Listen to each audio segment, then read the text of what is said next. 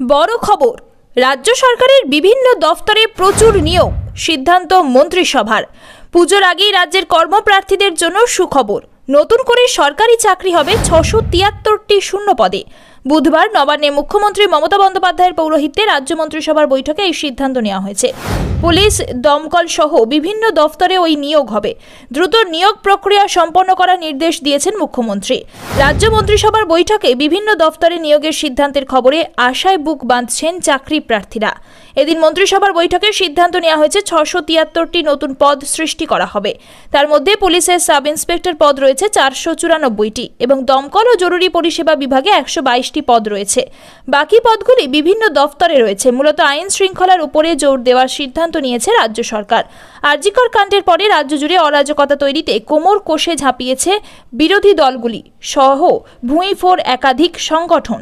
সেই অরাজকতা সামাল দিতেই পুলিশের সাব ইন্সপেক্টর পদে নিয়োগ করা হচ্ছে। মন্ত্রিসভার বৈঠকে মঙ্গলবারের নবান্ন অভিযানে পুলিশের সংযমী ভূমিকার প্রশংসা করেন মুখ্যমন্ত্রী। সূত্রে খবর, বৈঠকে মমতা বলেন, আরজিকরের ঘটনার রাজনৈতিক ফায়দা তোলার চেষ্টা করা হচ্ছে। নবান্ন অভিযানে তাণ্ডবের পরেও পুলিশ যে সহনশীলতা দেখিয়েছে তা সত্যি প্রশংসনীয়।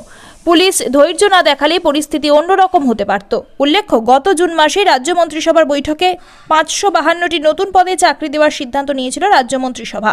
তখন স্বরাষ্ট্র দফতরে 105 এবং প্রাণী সম্পদ বিকাশ দফতরে 270টি নতুন চাকরি দেওয়ার সিদ্ধান্ত নেওয়া হয়।